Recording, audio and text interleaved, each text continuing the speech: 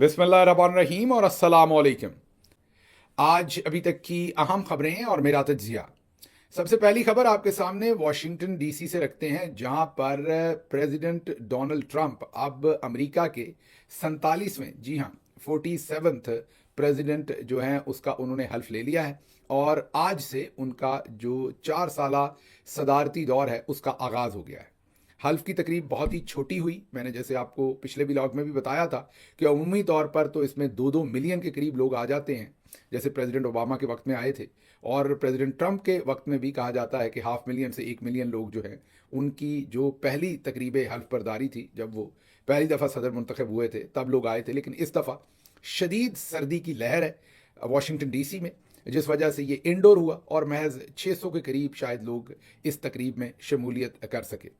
नाम नहीं लूंगा, लेकिन आपको एक इनसाइड स्टोरी पहले दे देता हूं कि पाकिस्तान से भी एक अहम शख्सियत जो है वो वाशिंगटन डीसी में पधारी हुई थी, और वो जो अहम शख्सियत है वो हमारे चौधरी साहब के बहुत करीब हैं। आप नाम मैं जानबूझ के नहीं ले रहा, और आप सब समझ ही गए होंगे कि मैं किसकी बात कर रहा हूँ। तो वो जो शख्सियत है वो वाशिंगटन डीसी में थी वो शख्सियत, और इस हल्फ बर्दारी की तकरीब को हर सूरत किसी भी कीमत के ऊपर अटेंड करना चाहती थी वो शख्सियत। और उस शख्सियत ने कल रात तक ताबड़तोड़ कोशिश की किसी भी तरह से कोई भी पास हासिल करने की।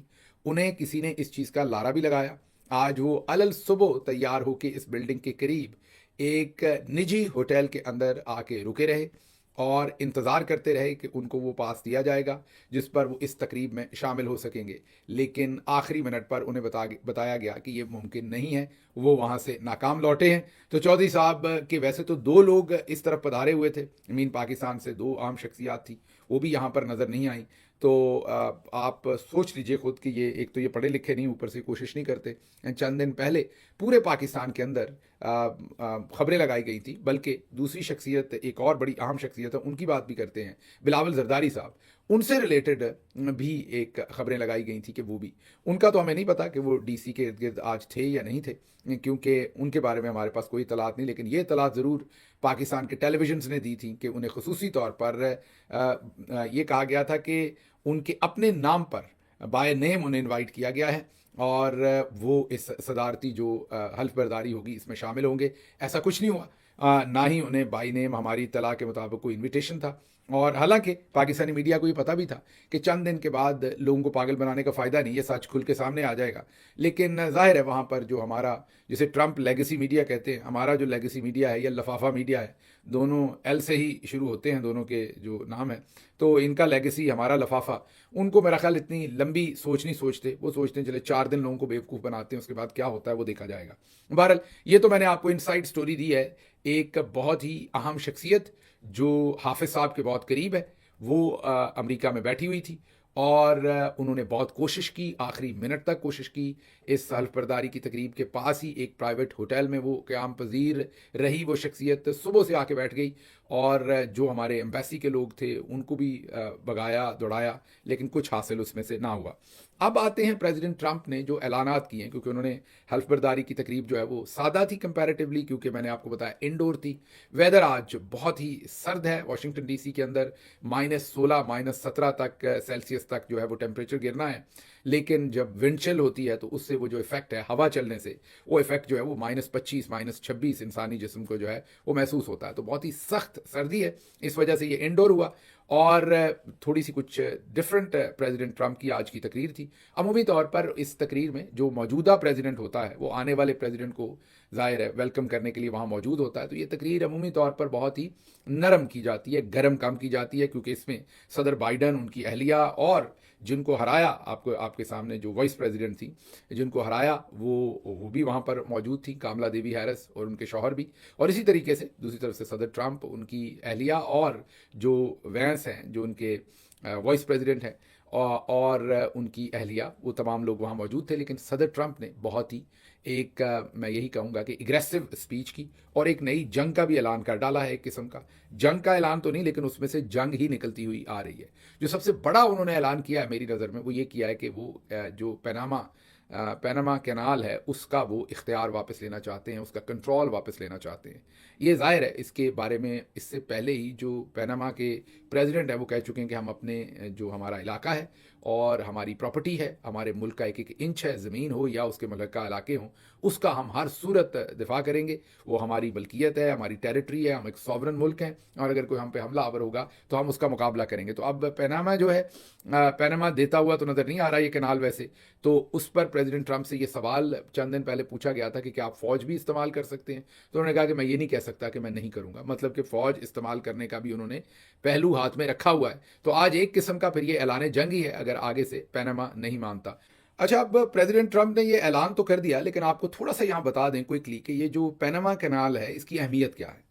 पैनामा कैनाल जब तक नहीं बनी हुई थी तो जो अमेरिका की एक्सेस थी पैसिफिक ओशन, मतलब पिछली तरफ चाइना के, अपना चाइना भी कह लें एक तरह से, तो जापान खसूसी तौर पर, ऑस्ट्रेलिया खसूसी तौर पर, उस तरफ जो एक्सेस थी उसके लिए अमेरिकी जो बहरी जहाज़ थे, समुद्री जहाज़ थे, उनको हज़ारों मील एक्स्ट्रा सफ़र करना पड़ता था और पूरे साउथ अमेरिका की जो ज़मीन है जो उसके ऊपर से गुजर के फिर जाके वो पैसिफिक ओशन में जाते थे।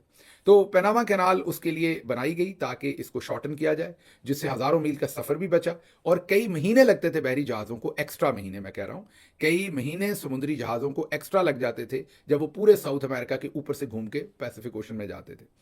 इसके लिए सबसे पहले तो ये सारी टेरिटरी जो थी वो कोलंबिया एक रियासत थी, मुल्क उसके नीचे थी सारी, उसको तोड़ के दो हिस्सों में किया गया और उसमें से पैनामा को पहले तो अलग करवाया गया। ये जो सारी तोड़ फोड़ थी, ये जो पैनामा को इंडिपेंडेंट करवाया गया था, इसमें भी कहा जाता है कि अमरीकी हाथ था और अमेरिका ने पहले तो जो कोलंबिया की रियासत थी उसके टुकड़े किए, मतलब उसमें से पैनामा को अलग किया। जब हो गया तो फिर उन्होंने पैनामा के बारे में जो है वो बातचीत शुरू की और उन्हें कहा कि यहाँ पर हमने ये कैनाल बनानी, बिल्कुल वैसे ही जैसे स्विस कैनाल है उस तरफ इजिप्ट की तरफ, और वहाँ से जो समुद्री जहाज़ हैं वो तेज़ी से गुजर सकते हैं। तो जब अमेरिका का ये एग्रीमेंट हो गया और शायद 10-12 साल लगे इस कैनाल को बनाने में, शायद इससे भी ज़्यादा, इस पर मुख्तलिफ जो है वो राय है। ट्रंप साहब ने तो आज शायद 38,000 कह डाला, अगर मैं गलत नहीं हूँ, कि इतने लोग अपनी जान से गए थे इस कैनाल को बनाते हुए, लेकिन जो नंबर हमारे पास अवेलेबल है वो शायद 5800 है। 5800 लोगों की ज़िंदगियाँ ज़ाया हुई थी या ज़िंदगियों से गए थे ये पैनामा कैनाल बनाते हुए। बहुत ही मुश्किल प्रोजेक्ट था और अकॉर्डिंग टू प्रेसिडेंट ट्रंप उस वक्त तक ये दुनिया का, उस वक्त जब ये बना और खोला गया तो इंसानी जो भी दुनिया में प्रोजेक्ट बने वो सबसे महंगा प्रोजेक्ट जो है वो पैनामा कैनाल था अकॉर्डिंग टू प्रेसिडेंट ट्रंप। 1914 में इसको खोला गया इस कैनाल को और उसके बाद इसमें से ज़ाहिर है शिप्स गुजरने शुरू हुए। 1914 से लेके 1977 तक ये पूरी तरह से अमेरिका के कंट्रोल में रहा। अमेरिका ने इसको क्योंकि बनाया था, इसमें 10 मील की एक ऐसी पट्टी थी जिसके ऊपर पूरा अमेरिका का कंट्रोल था और ये कैनाल तो ज़ाहिर है लंबी है 10 मील से, लेकिन इसके ऊपर पूरी के ऊपर अमेरिका का कंट्रोल रहा और अमेरिका ही से 1977 तक मैनेज करता रहा। 60s का जो अवाइल थे उसके अंदर पैनामा के अंदर बड़ी अनरेस्ट हुई, वो अमेरिका का कब्जा नहीं चाहते थे, उससे छुड़वाना चाहते थे और उन्होंने फिर इसके ऊपर बहुत मुजाहरे किए, एक दफ़ा गोली चली, लोग वहाँ पर बहुत सारे जाँ बहक हो गए। उसके बाद फिर अमेरिका ने उनसे बातचीत करनी शुरू की, तो जो सदर जिमी कार्टर थे उन्होंने उनके साथ फिर एक मुआहदा किया और उन्होंने पैनामा कैनाल जो थी उसका एक शेयरिंग बेस के ऊपर उसका कंट्रोल जो है वो आधा पैनामा को दे दिया, आधा खुद रखा, मिल के कंट्रोल करेंगे।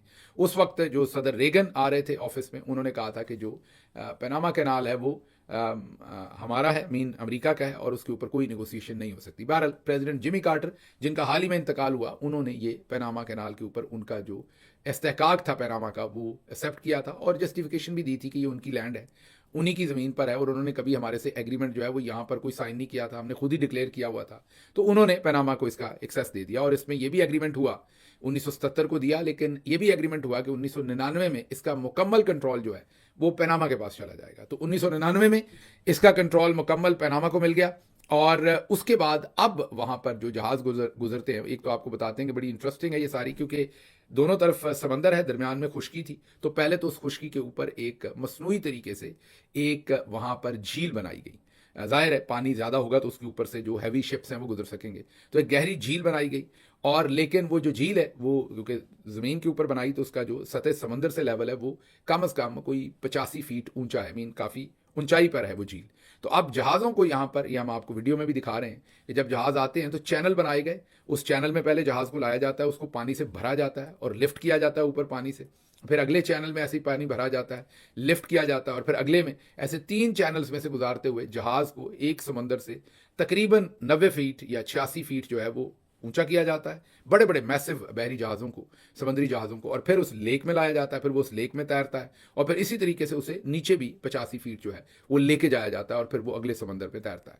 तो ये एक बहुत बड़ा कॉम्प्लेक्स इंजीनियरिंग का प्रोजेक्ट था जिसे कंप्लीट किया गया। अब बात लंबी हो गई, लेकिन इसका मैं बैकग्राउंड आपको देना चाहता था। अब सदर ट्रंप कहते हैं कि इसका मैंने हर सूरत कंट्रोल लेना है, और ये जो पनामा कैनाल है इसके ऊपर अब चाइनीज़ का कब्जा हो गया है, और हमारे जहाज़ों को बहुत ज़्यादा हाई टैरिफ देना पड़ता है, हमसे बहुत ज़्यादा पैसा वसूल किया जाता है। तो ये हमने उस वक्त जो गिफ्ट किया था Jimmy Carter, late Jimmy Carter जो प्रेसिडेंट, उन्होंने ये गलत फैसला किया था और हम इसे वापस लेंगे। तो अब ये जो वाहिद ऐलान है, वैसे तो पता नहीं अभी क्या कुछ करेंगे 4 साल में, लेकिन पहले दिन ही ये उन्होंने, पहले तो वो कह रहे थे, लोग समझ रहे थे कि शायद सीरियस नहीं है, लेकिन आज उन्होंने अपनी हल्फ बर्दारी की तकरीब में इस चीज़ का ऐलान कर दिया कि उसका हम कंट्रोल लेने जा रहे हैं, विच सेज कि शायद या तो नेगोशिएशन होगी पनामा के साथ या फिर जंग होगी। और भी उन्होंने अहम ऐलान किए हैं, 2 तो उन्होंने एमरजेंसीज आज अनाउंस कर दी हैं। एक तो उन्होंने कहा है कि बॉर्डर पर जो भी गैर कानूनी इमिग्रेंट आएगा उसे वहीं से पकड़ के वापस भेज दिया जाएगा। तो एक तो ये बड़ा ऐलान किया कि जो इलीगल इमिग्रेंट्स हैं उनको जो है फौरी तौर पर मुल्क से निकाला भी जाएगा, और बॉर्डर पर भी उनको अंदर दाखिल नहीं होने दिया जाएगा। दूसरी इमरजेंसी उन्होंने एनर्जी की कीमतें कम करने के बारे में उन्होंने कहा है कि हमारे पास तेल और गैस के वाफर ज़खायर हैं, लेकिन हम उसे निकाल नहीं रहे। एक उनका जुमला है ड्रिल बेबी ड्रिल, तो उन्होंने कहा कि अब ड्रिल बेबी ड्रिल होगा, मीन हम ड्रिलिंग करेंगे, अपनी गैस और जो ऑयल प्रोडक्ट्स हैं वो निकालेंगे, और एनर्जी की जो क्राइसिस है अमेरिका के लिए, प्राइसेस हाई हैं, उनको हम नीचे करेंगे। तीसरा बड़ा ऐलान उन्होंने कहा कि अब 2 ही जिनसें होंगी अमेरिका में, 2 ही जेंडर होंगे, मर्द और औरत।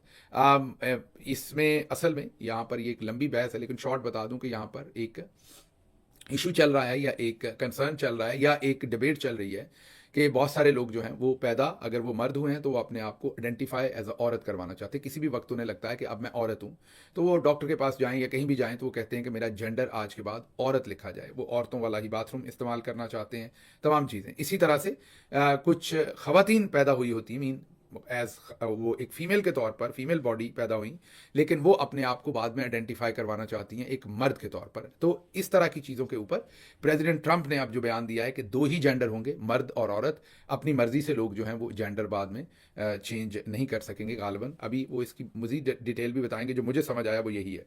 उसके बाद उन्होंने कहा है कि जो दूसरे ममालिक हैं, नाम लिए बगैर, उनका इशारा चाइना पे था, चाइना के ऊपर टैक्स और टैरिफ लगाएंगे, और ताकि अमेरिका अमीर हो, अमेरिका की मंडी तक अगर रसाई हासिल करनी है और अमेरिका को चीज़ें बेचनी है तो हम हायर टैक्स लगाएंगे, ताकि अमेरिका जो है वो अमीर हो, अमेरिकी लोग अमीर हों, और हम दूसरे मुल्कों को अमीर नहीं करेंगे अपने बिजनेस से, बल्कि हम चाहेंगे कि हमारे यहाँ ये सब कुछ जो है वो पैसा हमारे पास आए। फिर उन्होंने John F Kennedy, Robert Kennedy, Martin John F Kennedy, आपको पता है साबिक अमेरिकी प्रेसिडेंट, उनको डैलस टेक्सास के अंदर उनको मार दिया गया था जान से, और उनकी जो कत्ल की सारी तहकीकात हैं वो अभी तक क्लासीफाइड हैं। और फिर उनके भाई रॉबर्ट कैनेडी को भी कत्ल कर दिया गया था, उनकी भी तमाम तफसीलात क्लासीफाइड हैं। और मार्टिन लूथर किंग को भी कत्ल किया गया था, उनके कत्ल की भी तफसीलात क्लासीफाइड हैं। उन्होंने इन तमाम तफसीलात को, तीनों को डी क्लासीफाई करने का भी ऐलान किया है। फिर जो प्रेसिडेंट ट्रंप की इनाग्रेशन स्पीच थी, उसमें जब टेलीविज़न पर वो कर रहे थे तो उनके बिल्कुल पीछे जो एप्पल के सीईओ थे वो भी मौजूद थे, गूगल के, अमेज़ॉन के ओनर या सीईओ जो भी कहना उन्हें, और इसी तरह टेस्ला के या एक्स के जो एलन मस्क हैं। तो आपको गूगल, अमेज़ॉन, टेस्ला, एक्स और एप्पल, तमाम बड़ी जो कंपनीज हैं अमेरिका की, वो भी ट्रंप के पीछे खड़ी नजर आई। इसी तरह से कल शाम, मीन जो 19 जनवरी की रात थी, उसमें एक बड़ा इवेंट था, जो एक डिनर था प्रेसिडेंट ट्रंप की तरफ से, और उसमें हिंदुस्तान से जो अंबानी फैमिली है उसने शिरकत की। पाकिस्तान से जो हमारे कुगू गए हुए थे वो किसी ऐसी चीज़ में ना नज़र आए, ना शमूलियत इख्तियार कर सके। पता नहीं उन्होंने अपना पैसा कैसे ज़ाया किया। बहुत सारे लोग आए हुए हैं पाकिस्तान से, आपको उनके बारे में पता ही है। तो ये तो मामला था। उसके अलावा उन्होंने इस्टेब्लिशमेंट को बड़े आड़े हाथों लिया। उन्होंने कहा कि मैं बदबूदार, जी हाँ, मैं बदबूदार और घटिया इस्टेब्लिशमेंट से लड़कर ये इंतखाब जीत कर आया हूँ, और मैं उनको जड़ से उखाड़ फेंकूंगा। उन्होंने ये भी कहा कि जो जस्टिस सिस्टम है, सियासी केसेस यहाँ बनाए गए, उसका भी कला कमा करूंगा। और आज वो 100 के करीब प्रेसिडेंशियल एमरजेंसी हुक्मनामे जो हैं वो साइन करने जा रहे हैं। और 100 के करीब पहले दिन वो हुक्मनामे साइन करेंगे, जिसमें वो डिफरेंट लोगों को कुछ को रिलीफ देंगे, कुछ चीज़ों को बंद करेंगे, कुछ को खोलेंगे। तो ये देखते हैं, जैसे टिकटॉक खोलने का उन्होंने वादा किया हुआ है और आज शायद वो हुक्मनामा जो है वो साइन करेंगे। तो ये कुछ इंपॉर्टेंट टेकआउट्स थे जो प्रेसिडेंट ट्रंप की हल्फबरदारी हुई है और उसके बाद उन्होंने क्या आम ऐलान किए हैं। उसके बाद अगली खबर आपके सामने इस्लामाबाद हाई कोर्ट से रखते हैं, जहां पर एडिशनल जजेस ने 2 जजेस एडिशनल आए हैं, वहां पर उन्होंने हल्फ लिया है। एक तो आपको पता है कि जस्टिस अब वो जस्टिस हो गए, जस्टिस आजम खान जो पहले सेशन जज थे इस्लामाबाद के, उन्होंने हल्फ उठाया। फिर जस्टिस इनाम अमीन मिन्हास, उन्होंने हल्फ उठाया। अब जैसे ही इन्होंने हल्फ उठाया तो फौरन मोर्चाबंदी कर ली गई। पहले से पता था ये सब कुछ क्यों हो रहा है। तो दोनों जजेस में से एक जज जस्टिस इनाम अमीन मिन्हास, आप इन्हें चौधरी साहब के खास आदमी समझे, इनका बेंच फौरी तौर पर जस्टिस आमिर फारूक के साथ पहले ही दिन आज ही उन्होंने हल्फ उठाया। आज ही डिवीजनल बेंच में उनके बेंच में ये चले गए। अमूमी तौर पर जो इमरान खान साहब की अपीलें होती हैं वो जस्टिस आमिर फारूक साहब का ही डिवीजनल बेंच जो है सुनता है। यहाँ पर 8 जजेस थे, 6 जजेस ने तो खत लिखा हुआ है उनकी इंडिपेंडेंस का, तो आपको पता है। उसके अलावा रह गए 2 जजेस, और जो 2 जजेस हैं उनमें एक जस्टिस आमिर हैं और जो दूसरे जस्टिस थे साहब वो भी पूरी तरह से इस्टेब्लिशमेंट के हाथ में नहीं थे, वो भी अपने इंडिपेंडेंट फैसले अक्सर औकात दे देते थे। इन हालात के अंदर अकेले जस्टिस आमिर फारूक रह जाते थे और इस वजह से वो डिवीजनल बेंच में कोई काम ऐसा नहीं कर सकते थे। इमरान खान की अपीलें जाहिर है वहीं पर सुनी जानी है, इसलिए एक जज कम से कम और जस्टिस आमिर फारूक साहब को चाहिए था अपने साथ बिठा के ये काम करने के लिए। कभी बंदा बीमार शिमार हो जाता है, इसलिए इस्टेब्लिशमेंट ने एक की बजाय 2 का इंतजाम उन्हें करके दिया है। दोनों आ गए हैं, लेकिन उन्होंने पहला कुरा निकाला है जस्टिस इनाम अमीन मिन्हास साहब के नाम। अब वो डिवीजनल बेंच में बैठ गए हैं। लग यही रहा है कि जब इमरान खान साहब का मुकदमा आएगा तो अब उसको जस्टिस मिन्हास और जस्टिस आमिर फारूक जो है वो बेंच में बैठ के सुनेंगे। ये नई मोर्चाबंदी है जो इस्टेब्लिशमेंट ने की है। फिर सुप्रीम कोर्ट में जो कुछ हुआ है वो हमने आपको बता दिया था, जो वहां पर एक फटा हुआ है, लेकिन अपडेट उसमें ये है, हमने पिछली जो व्लॉग में आपको बताया था कि जब फटा हुआ और वहां पर पूछा ये गया कि बताइए कि कौन से ऑर्डर के तहत प्रैक्टिस एंड प्रोसीजर कमेटी, जिसमें जस्टिस मंसूर को शामिल होना चाहिए था, लेकिन उन्हें बताए बगैर ही उनका बेंच तब्दील कर दिया गया, मुकदमा आगे से उठा लिया गया। तो जो एडिशनल रजिस्ट्रार थे उन्होंने बताया कि ऐसा कोई तहरीरी हुक्मनामा नहीं है, वर्बल है। उस पर जस्टिस आयशा मलिक ने यह कहा कि ये जो एक इंतजामी मामला है प्रैक्टिस एंड प्रोसीजर, तो यहां पर तो हमने कोर्ट के अंदर एक जुडिशियल ऑर्डर दिया हुआ है, तो जुडिशियल ऑर्डर को कैसे टेक ओवर कर सकते हैं इंतजामी मामलात के अंदर, इवन चीफ जस्टिस भी नहीं कर सकते। 3 जजेस एक ऑर्डर देते हैं, तो आप एक जो अदालत का ऑर्डर है उसको तो अदालत ही बदल सकती है, कोई अपने चैम्बर में बैठ के तो नहीं बदल सकता, तो या बड़ा बेंच ही बदल सकता है ऑफकोर्स उससे। तो इसके ऊपर खासा फटा हुआ है, लेकिन जस्टिस याया अफरीदी जो है वो खुलकर सामने आए हैं कि वो एस्टेब्लिशमेंट के लिए ही काम करने आए थे, और उनके बारे में बहुत सारी दास्तानें हैं जो सुबह के व्लॉग में आपके सामने रखेंगे कि कैसे किस किस से मुलाकात करते रहे, क्या कुछ करते रहे। लेकिन अगली खबर जो आपके सामने जाने से पहले देनी है वो खबर ये है कि 23 मई 26 नवंबर पर जो जुडिशल कमीशन बनाने जाने के लिए कहा गया था, 26 नवंबर और 23 मई, इन दोनों के ऊपर जो पाकिस्तान तहरीक इंसाफ और इमरान खान का तकाजा था कि जुडिशल कमीशन बनाए, अब जराए ये खबर दे रहे हैं कि हुकूमत ने इनकार कर दिया, जिसका मतलब ये है कि मुज़ाकरात ख़त्म। मतलब इमरान खान पहले ही ये ऐलान कर चुके हैं, बार बार ऐलान हो चुका है। आज सलमान अकरम राजा जो सेक्रेटरी जनरल हैं पाकिस्तान तहरीक इंसाफ के, जब वो निकले जेल से इमरान खान से मिलके, तो उन्होंने भी एक ट्वीट किया कि अगर जुडिशियल कमीशन ना बना तो फिर मुज़ाकरात आगे नहीं चलेंगे। इसका पहले भी ऐलान पाकिस्तान तहरीक इंसाफ बार बार कर चुकी है। इमरान खान का 2 टोक ये पैगाम है कि अगर जुडिशियल कमीशन नहीं बनता तो फिर उसके बाद मामला जो है मजीद मुज़ाकरात नहीं चलेंगे। तो हुकूमत अब ज़राए यहाँ पर रिपोर्ट ये कर रहे हैं कि हुकूमत जो है मीडिया के ज़राए बता रहे हैं कि वो उनका साफ जवाब है कि हमने कमीशन नहीं बनाना, क्योंकि ये मामला पहले ही अदालत में है, तो इस पर क्यों कमीशन बनाना। हालांकि ये बेहुदा बात है, बहुत सारे मामला अदालत में होते हैं फिर भी उन पर जुडिशियल कमीशन बनता है। और लग यही रहा है कि चौधरी साहब डरते हैं। जाहिर है अगर जुडिशियल कमीशन बना तो जो 26 नवंबर के अंदर जिस तरीके से कत्लो गारत की गई और 9 मई जिस जाली तरीके से बनाया गया, ये कभी भी उस पर कमीशन नहीं बना सकते। इमरान खान ने इनको एक दफ़ा फिर एक्सपोज कर दिया है और इन्हें कुछ समझ नहीं है कि अब किस तरफ को निकलें। खबरें और भी थी, इस पर भी मजीद डिटेल में बात करेंगे। जाते जाते आपको सिर्फ ये बताएं कि कमेंट सेक्शन चेक कीजिएगा, वहाँ पर हम अपना व्हाट्सएप चैनल हमने एक शुरू किया है, उसको ज्वाइन कीजिए ताकि जो ये आपके फायरवॉल वगैरह लगा के आपको ब्लॉक किया किया जाता है, आपको डायरेक्ट उसमें से अपडेट्स मिल सकें। तो उस लिंक को क्लिक करेंगे तो आप व्हाट्सएप ग्रुप ज्वाइन कर लेंगे। परेशान होने की ज़रूरत नहीं है। आपका जो नंबर है, आपकी एसोसिएशन है, वो ना हमें पता होगी ना किसी को पता होगी, वो कोई एक्सेस किसी के पास उसकी नहीं होगी, वो सिर्फ आप ही के पास होगी। और आपकी तमाम जो इन्फॉर्मेशन है वो उसमें, उस ग्रुप को आप ज्वाइन भी करेंगे, चैनल को ज्वाइन करेंगे, ग्रुप को नहीं, तो किसी को नहीं पता होगा कि आपने उस चैनल को ज्वाइन किया हुआ है। मुझे यहाँ से इजाज़त दीजिए। अल्लाह आपका हामी नासिर हो। पाकिस्तान जिंदाबाद।